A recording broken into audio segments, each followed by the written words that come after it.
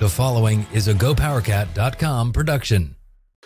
After two very impressive wins, Iowa State is in the Sweet 16 and poised to take it another step further and possibly make a Final Four run.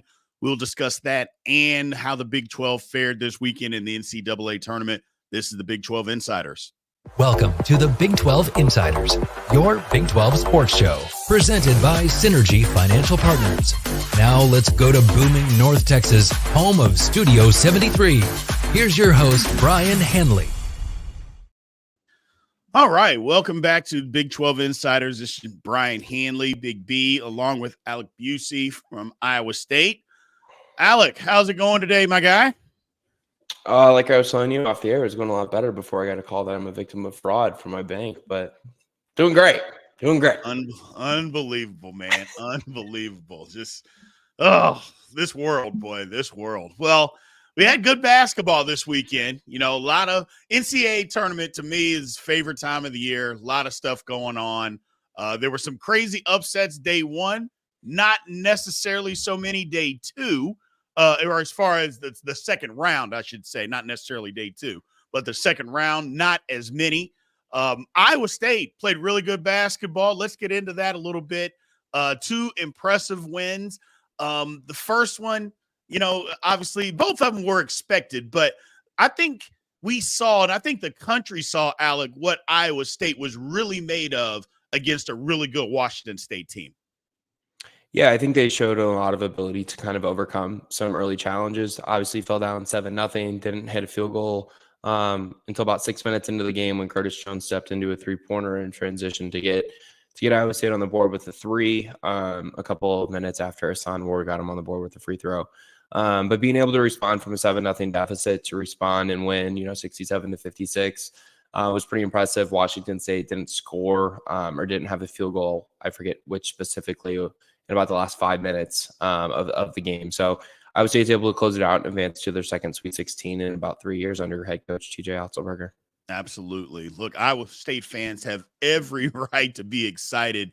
I mean, really good basketball. Omaha, for them to be able to go to Omaha, I got to believe that was just a blessing in disguise. Because if I'm not mistaken, Omaha is even closer to Ames than Kansas City is. And not only that, we know what they do when it comes to Big 12 tournament time, bringing fans down.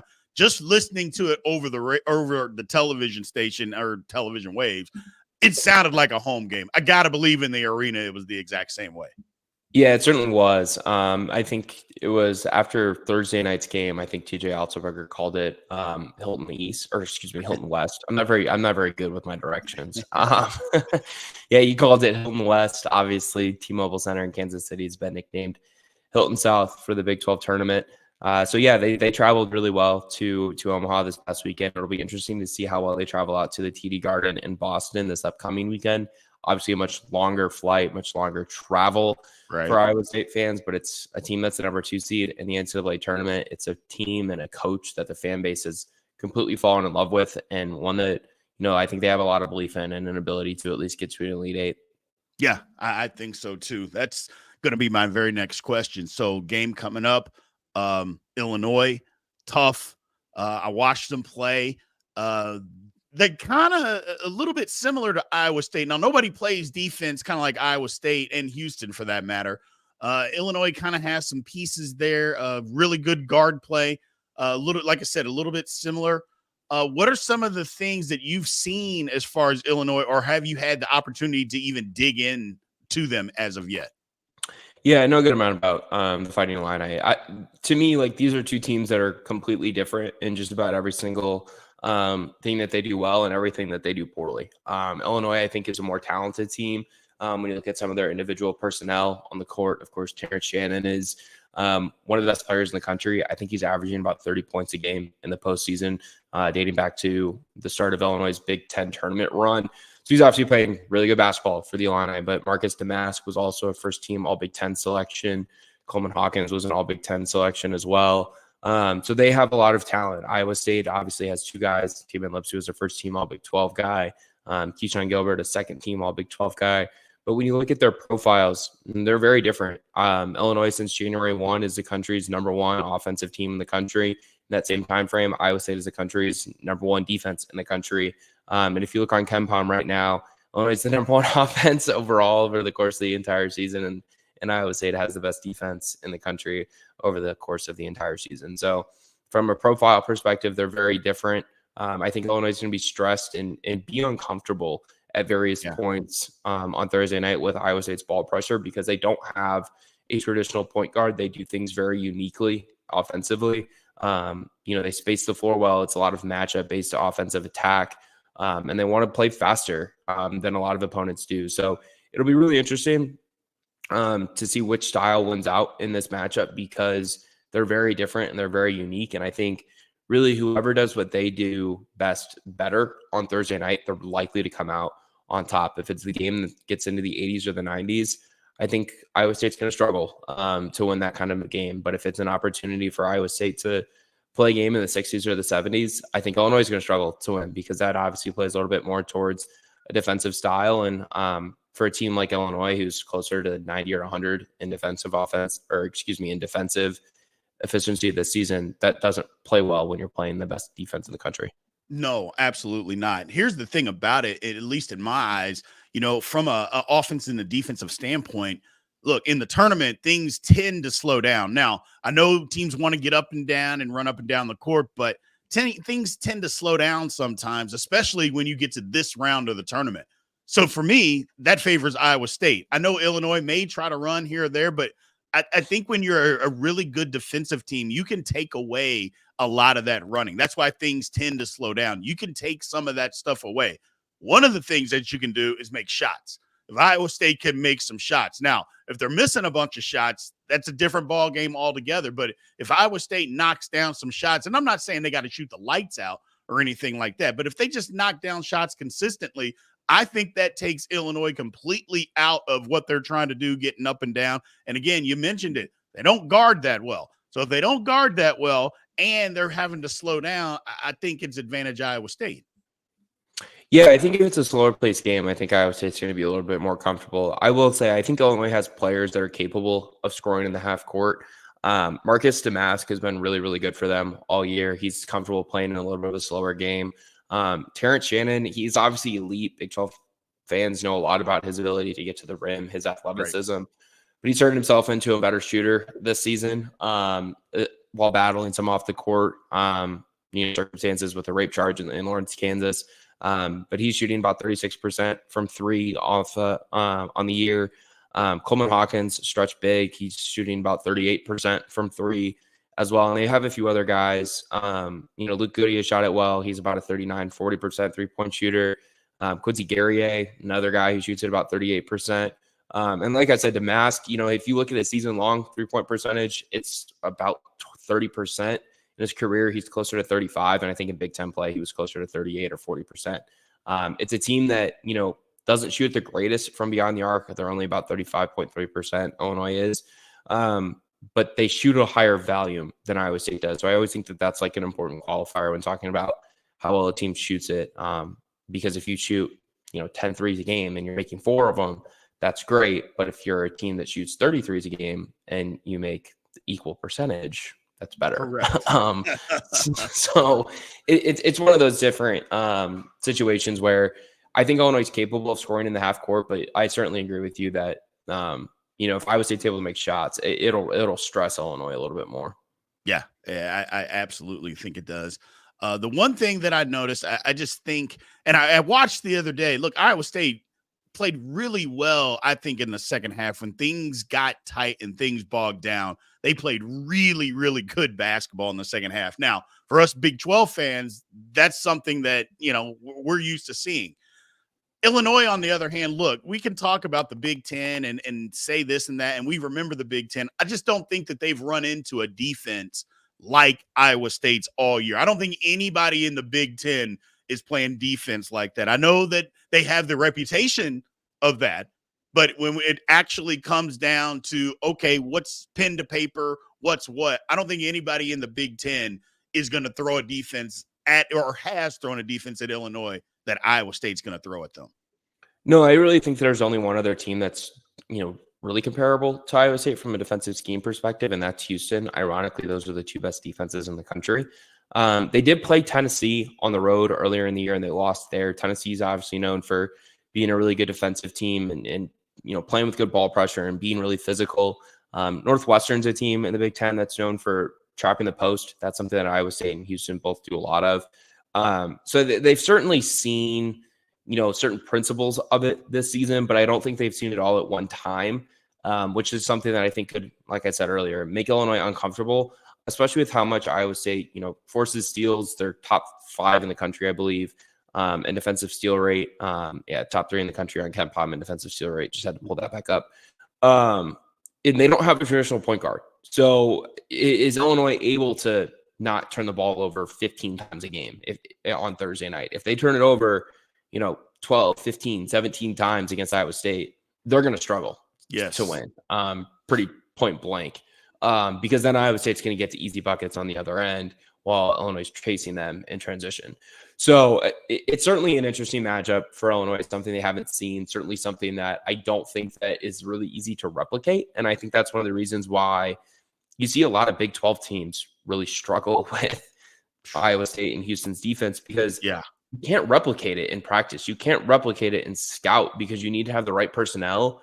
And it's such a unique, different style of defense that it's hard to even get your scout team players to understand the necessary requirements to do it at a high level. Correct. Yeah. I mean, just from being a former basketball player, I remember the stuff like that. Coaches used to try to throw 7 guys out there against 5 just to kind of replicate the kind of pressure and stuff that you see on a possession by possession basis. And I think that's part of why Iowa State's so good, is that it doesn't just come, every now and then. The defense is every possession, in your face, all over the court, not necessarily all over the court, but in the half court, they're on you. They're guarding you. They're getting up in you. They're taking away airspace, making you uncomfortable. And I think that's going to hold its weight. Look, I'm a guy that I like to call things like I see it. I just think Iowa State is a better basketball team. Maybe Illinois has individual players that might be better. Okay, that's fine. I get that. But as we know, basketball is not an individual type of sport. And I just think Iowa State's better. I see them winning this game. What do you think as far as fans? I know it's Boston, and going from Iowa going to Boston. Are we thinking that they're going to have a big contingent go to the game on Thursday? I mean, I'm sure they'll sell out their, I'm sure Iowa State fans will sell out their allotment. But I'm sure Illinois fans will sell out their allotment as well. I know Illinois has a good alumni base out in the Northeast. I don't know too much of what Iowa State's is out in that area. And I also feel like, and I said this to people over the past weekend when talking about this, is I feel like the further you get in the NCAA tournament, the more casual basketball fans you have show up at those events. Oftentimes, I feel like you look at the round of 64, the round of 32 games on TV, the arena might oftentimes have a lot of empty seats. Correct. Because it's a TV spectacle as much as anything on the first weekend. And if you're not at a game, if you're at a game, you can't watch the other 3 games that are going on during that time slot. Whereas now, you get to the Sweet 16, you get to the Final Four and the Elite 8, there's not as many games going on, so people are more willing to go see them. The stakes are higher. The teams are generally better. And they're more in densely populated areas. Omaha's not a very big city. Boston is. So there's a lot of people in Boston who probably just want to go see this. And also it's worth noting that UConn is going to the regional final as well. And UConn travels really well, and Connecticut's close, and that's an easy trip for those people to make. Now San Diego State's the 4th team. I can't imagine there's going to be a lot of San Diego State fans that fly literally diagonally across the country. But I do think that, Iowa State, Illinois, UConn fans will be there in good numbers. I just think it'll be interesting to see if, how many just casual college basketball fans within the Northeast show up. Because I do think that Iowa State has fed off of basically playing home games the last 2 weekends on neutral courts. And I think that has greatly contributed to, them winning a Big 12 tournament. And then obviously going 2-0 in Omaha. And, they've won 5 straight games since losing the last game of the regular season. Gotcha. Well, we're going to take a quick break here from our sponsor, Synergy Financial. We'll be back on the other side of this. We'll talk to Alec a little bit about the Big 12 and the showing that it has put on, or should I say the lack of a showing that it has put on so far in the NCAA tournament. Again, one word from our sponsor, Synergy Financial Partners. We'll be right back. At Synergy Financial Partners, the mission is to change the way Americans plan for their financial future. Synergy doesn't just offer you a financial plan. At Synergy, the goal is to help you find your best financial future. Learn more at synergyfinancial.com.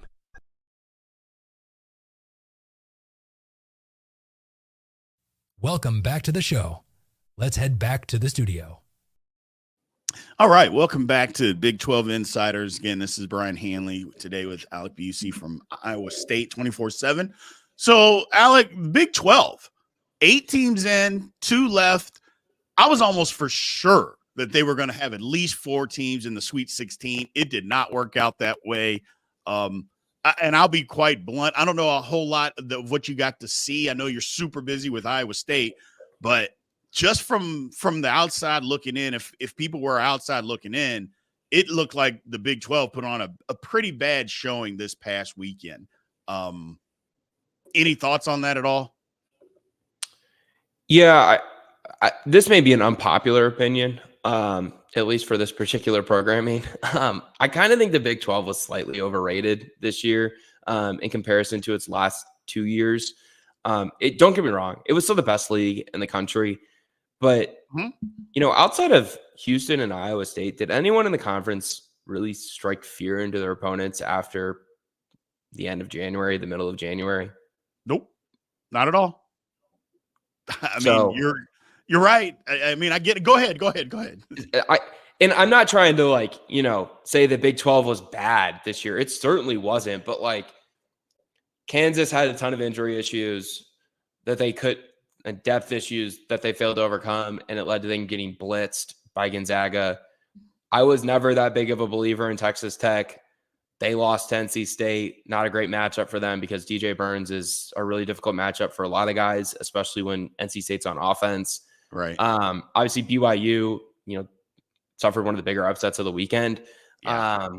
Duquesne obviously, jumped out early on them, and then BYU had to come back and they didn't shoot the ball very well. And I thought that Duquesne did a really good job of limiting BYU's ability to get into different actions and different sets.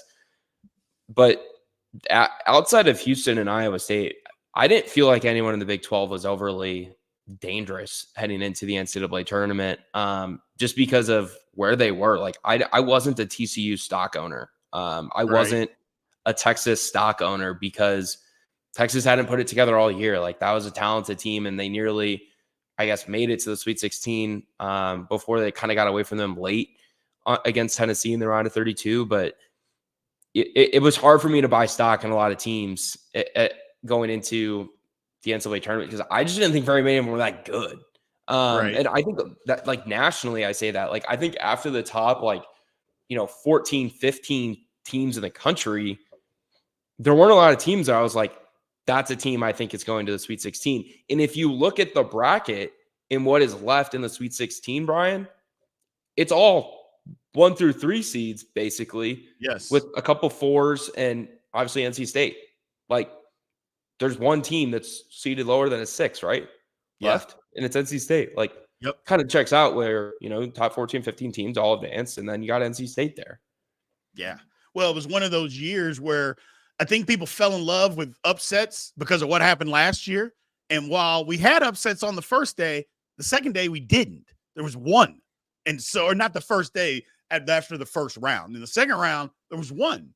And so people were just like, hey, what's going on here? And I think kind of what you're talking about is the rest of the country. It was just, these are the best teams. There's nobody that's spectacular except for maybe the top 3 or 4. And then everybody else is kind of where it fits in, which for me, Alec, that's where I thought the Big 12 had an opportunity, where I didn't think that as a whole, collectively, the conference was great, but because nobody was great, I thought, you know what? Because you play in the best conference, that will rule the day.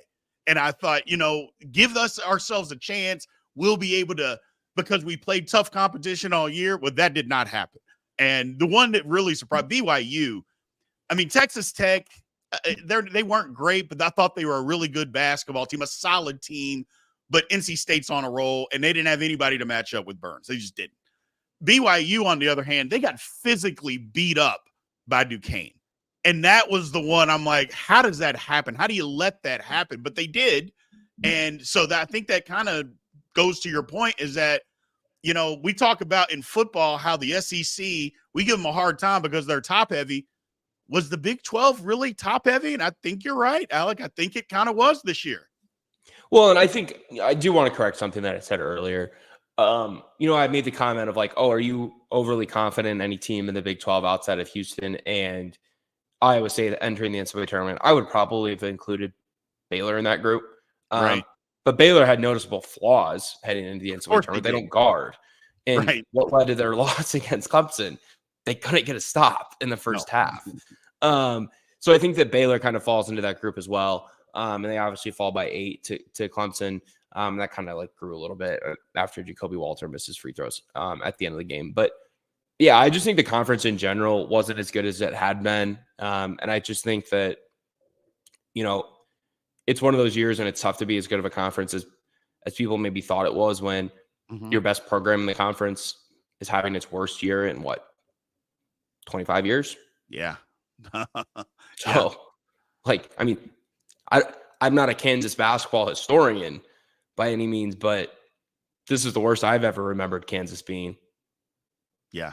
And not only bad, no depth, just nothing that you could point at that, okay, this team does really good. You couldn't point to anything that can. The best thing that you could say about them is they had Bill Self. And while Bill Self has been there a while, if that's the best thing that you're going to point to as far as the team, and don't get me wrong, he's an outstanding coach. He's the best coach in the country. Yeah. I mean, that's literally, that's a problem. If that's all you've got. And the coaches only work so much, right? Like absolutely. The coaches are going out there playing offense and playing defense. Like that's right. You can't shoot. Now, maybe Kansas would have benefited from Bill Self shooting, considering some of the displays they put on. Put on this year. It was bad. Like I said, I just thought they would get more teams in. I was for sure the one Kansas. I thought they would beat Gonzaga. I just thought I didn't see Gonzaga being that good of a team all year long, and they weren't. But lo and behold, Kansas kind of laid an egg and just. But then again, that's what Kansas was all year. Houston almost got. I mean, we almost, as far as the conference, almost got one team in because Houston tried to give the game away. I mean, I don't know the last time I think Texas A&M scored 21 points in the last 2:22 of the game. Yeah, I mean, Houston blew a 12-point lead in like the last minute and a half. It's unbelievable. And just, and got lucky to win the game. Like everybody fouled out, and I thought the game was over. And I was like, oh, they're going to overtime. They don't have enough guys to literally compete to win the game. He literally had a walk-on. Yes. And he had to make it. Because if he doesn't make it, I'm for sure that A&M come down and makes that three. Just the way the game was going. If it had gone to double overtime, Houston would have lost because they didn't have to worry anymore. So absolutely. So again, it was the best league. I don't think March Madness results take away from what 4 months worth of games and data suggest to us. Nope.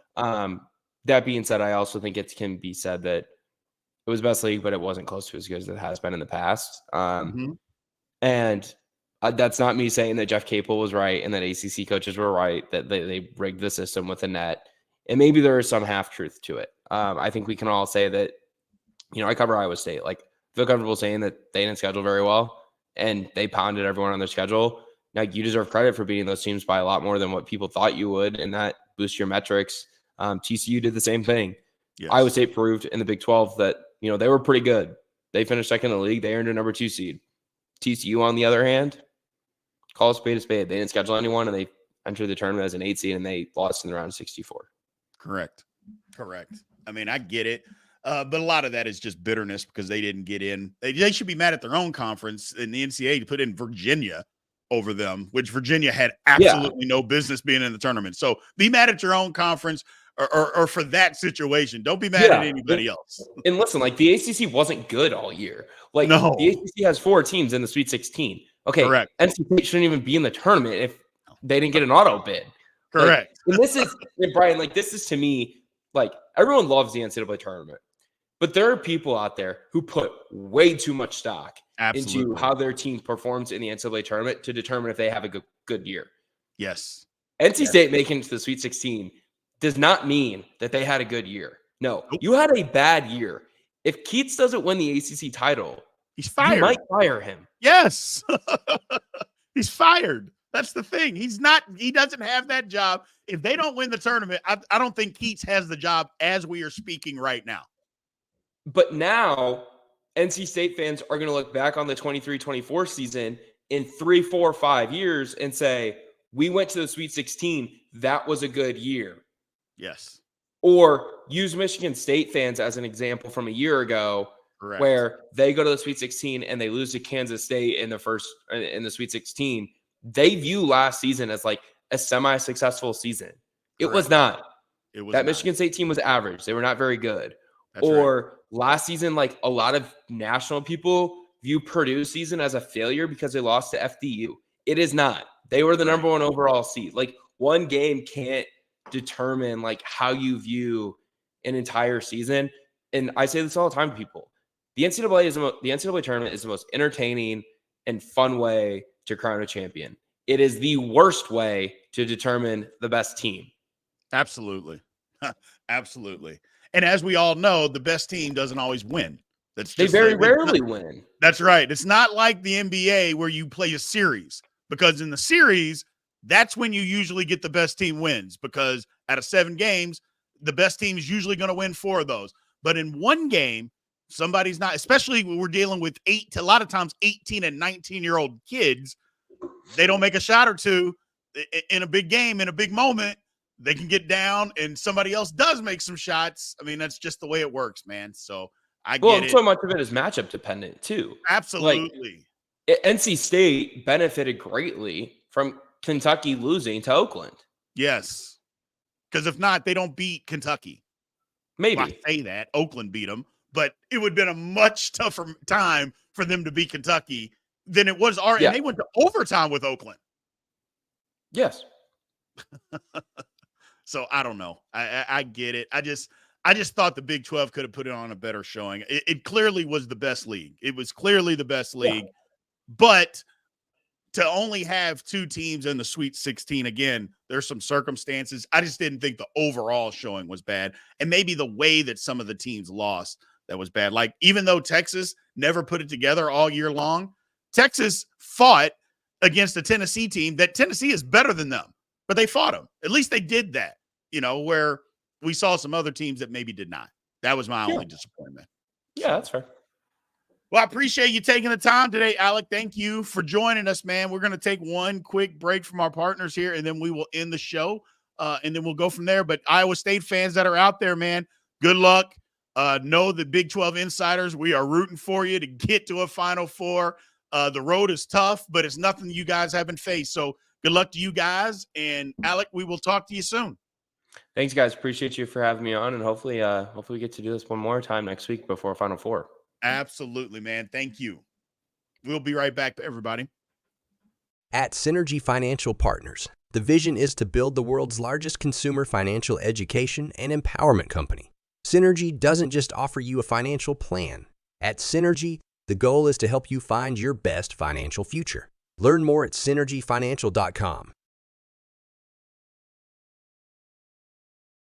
Welcome back to the show. Let's head back to the studio. All right. We thank Alec for taking time. Look, the guy, he's been super busy all weekend covering Iowa State. I'm glad that he was able to make some time for us today.